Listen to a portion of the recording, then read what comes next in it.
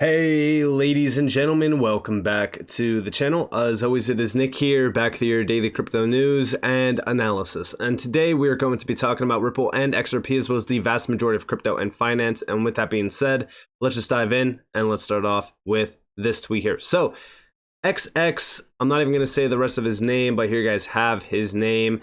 Over on Twitter, has been making mind maps for a while. I also think that he has collaborated with Utility Theory over the years, and this is one that I've been looking at for a while. And if we actually look at some of these connections, they are still very, very clear today, especially through the Interledger Protocol, the Liquidity Hub, even R3 with SBI, Moha Loop. We're going to go over a few things in this video and really kind of address a few things that are happening right now.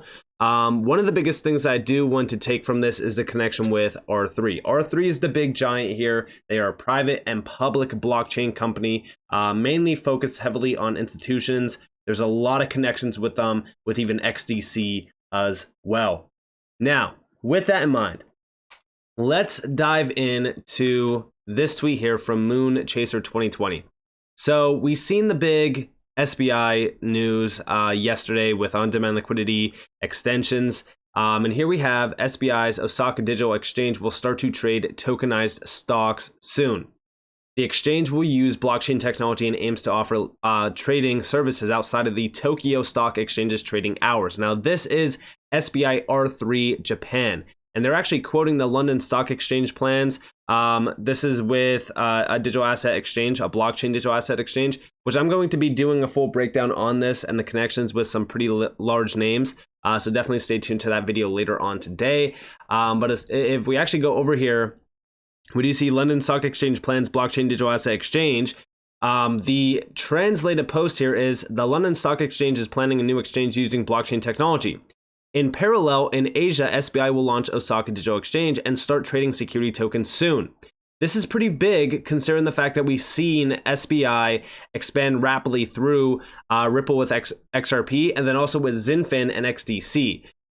Again, connections are through the XDC and even the XRP bridge with R3 Corda. They are two settlement tokens within the Corda blockchain. Now, are they still utilized today? Are they still going to be focused heavily? In my opinion, yes, I do think that they are still exposed to R3.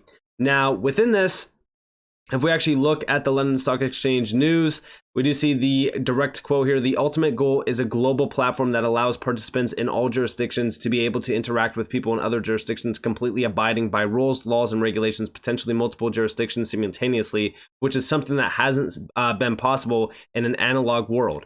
Remember what I've said around regulations and acceptance around crypto. We are in a harmonization accelerated move, right? Like as we look at standardization and regulations, it's all to harmonize this space into the digital age because, you know, without harmonization, we see fragmentation. So as we look at this, right, like they want a global platform. Everything around this space is going to be a global platform. And this is all around regulated digital central securities. Remember what I've talked about with securities, right? They are a massive opportunity. And all of this is still in its early stages. But as we really kind of look at things that are going to be happening in the future, I think it's going to get very, very exciting because what we will see is DLT-based securities transactions and even stocks being tokenized and being transacted within DLT rails. This is a big game changer, and there's a lot of money locked behind this. Remember what I've said about securities transactions. They are worth quadrillions of dollars per year.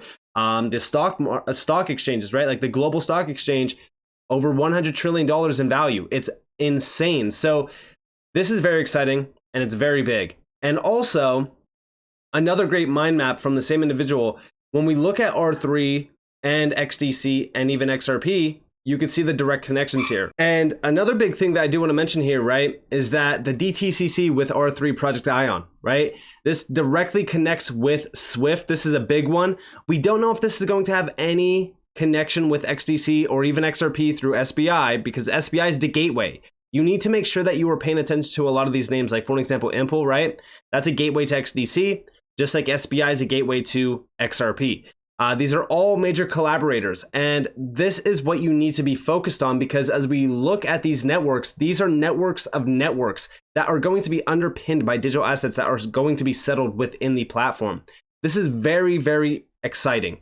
And also remember, right, like as tokenization grows over the next 3 years, we know this from a Ripple report, over the next 3 years, we are going to see global finance leaders really exploring and utilizing blockchain. This is big. And we even see why blockchain is making waves in finance. Global finance leaders are interested in blockchain as a means of driving innovation in their business in the next 3 years. 76%. And tokenization is a big thing to focus on. 97%, in fact. According to a survey of global institutional clients commissioned by BNY Mellon and conducted by CUSP, 97% agree that tokenization will revolutionize asset management and be good for the industry. Mind you, 3 big names that are right now heavy into blockchain and tokenization: BlackRock, Vanguard, State Street. They hold $20 trillion alone, 3 companies, in asset management. And 97% agree that tokenization will revolutionize asset management.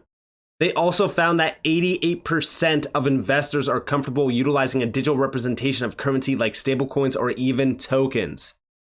This is big. Majority, 72% of finance decision makers expect to explore tokenization as a way to drive innovation over the next 3 years, especially those at financial institutions who currently have or are in the process of implementing a cryptocurrency solution at their organization. And we know that $16 trillion is the business opportunity by 2030 for tokenized assets. And I believe that this could actually grow much larger. And we even see up here, like tokens or digital assets are digital representations of value on the blockchain. In essence, anything can be tokenized, including but not limited to currencies such as CBDCs and stablecoins, real world assets, liquid or illiquid, like carbon credits, stocks, real estate, and gold, art and collectibles, intellectual property and access rights, and more. Key benefits of tokenization on a blockchain include fast, efficient transactions in 24/7, 365 markets, transparent transaction data and decentralized security, streamlined capital flows and improved settlement times, new borrowing and lending markets via DeFi, increased customer engagement, brand loyalty, and financial inclusion through fractionalized ownership, improved liquidity and ability to create multi-tier pricing structures, on-chain compliance processes linked to a digital wallet and or digital identity. I want you guys to understand that we are now in the age of adoption. Mass adoption from the institutional grade side of things is going to become a reality.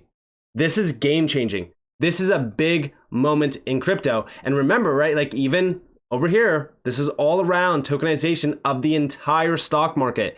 This is huge. Now, as we look at that, let's look into Swift. So do you see over here, Edward Farina? This is a questionable character in the space.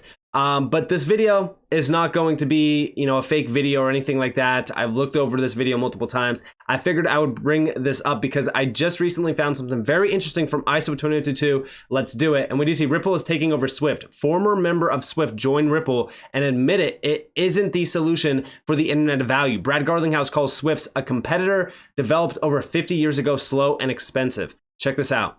I think what we're doing and executing on a day-by-day basis is in fact taking over Swift, in that we've now signed up well over 100 banks. Some of the largest Swift-enabled banks in the world are now using Ripple's technology. Just last week we saw a remittance company who's using Ripple's technology. They reduced the price per transaction to their consumers from $20 per transaction to $2 per transaction, and they saw an 800% increase in usage overnight. That's the type of dynamic that Swift isn't able to support that we're able to address right now. And one of the former board members of Swift, a gentleman, Marcus Treacher, joined our team to run all of customer success. And, this was, a former board member from Swift coming over and saying, hey, we don't think Swift's going to be necessarily a solution to really unlocking this internet of value. These are, marks along the journey. Now, here we have, of course, a few little memes around the XRP takeover. And here is the last video type. Now, Swift is kind of a competitor. It's slightly more complicated than that because Swift is really just messaging. When you send a Swift transfer, it's not liquidity. You're actually sending bank messages to banks that have liquidity. So to some degree, Citibank and HSBC, really the top two, JPM, those are the top three liquidity banks. And when you're sending SWIFT messages, you're sending messages to banks to release liquidity and making sure the debits and credits match. So to some degree, really boil it down, Ripple's competing with the liquidity of Citi and the messaging of SWIFT, but in one, because we're both messaging and liquidity. And at the end of the day, again, as I described, SWIFT was developed 50 plus years ago. It architecturally hasn't really changed. It does remain slow, days. It does remain, relatively speaking, expensive. And actually, interestingly, it's quite error prone. So yeah, I mean, as we look at Swift, obviously we know that there's a lot of problems with it. They need to really kind of innovate or die. Ripple has them backed into a corner, essentially. Swift could at some point in time utilize Ripple and XRP. We know that David Schwartz actually mentioned this. That would be the dream scenario, because 11,000 instantly, 11,000 banks could be utilizing Ripple and XRP. Now, also, what do you see over here? You probably heard this quote, flip the switch is for real. David Schwartz said in the past, once market is ready, there's a switch that can be flipped. Check this out. In the XRP ledger, and you can handle real money with it. You don't have to. But you have a switch that you can flip whenever you're ready to handle real money. And then when you're arguing that that feature should be included in the XRP ledger, you have something that you can show that. And that is the real flip the switch moment. And you know what's funny? Look at this. Talking about Swift, talking about the idea of Swift utilizing Ripple and XRP. We don't have full confirmation, but look at this from ISO 2022. Let's do it. Swift activation setting. The Swift 2023 functionality can be activated via central switch.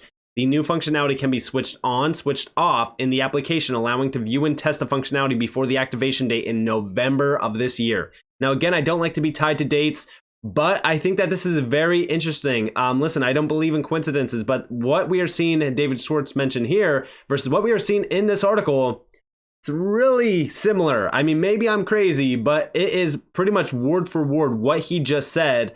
And we don't know if that's going to be the case if they're going to use XRP, but this would be the real flip the switch moment. And again, I think that this is probably going to be the case. I think that, Swift will be dominated by digital assets, because there's absolutely no way Swift is still around in the next 5 years if they're not utilizing blockchain and digital assets. There's just absolutely no way. And remember, Swift can't make an XRP. I know that that's going to be a question from a lot of people, like, why doesn't Swift just make an XRP token or something similar to XRP, right? They tried it. Nobody wanted to utilize it because it was centralized. They want a decentralized currency. They don't want to utilize centralized currencies. This is why XRP in the long term is going to always win. It is something so crucial to mention. It is something so crucial to understand as well. So with that being said, I hope you guys enjoyed this video. If you guys did, definitely leave a like, subscribe, turn notifications on because more free content. You guys are more than welcome to follow me on Twitter and join for Discord in the description below. And with that being said, guys, this has been Nick. Peace out.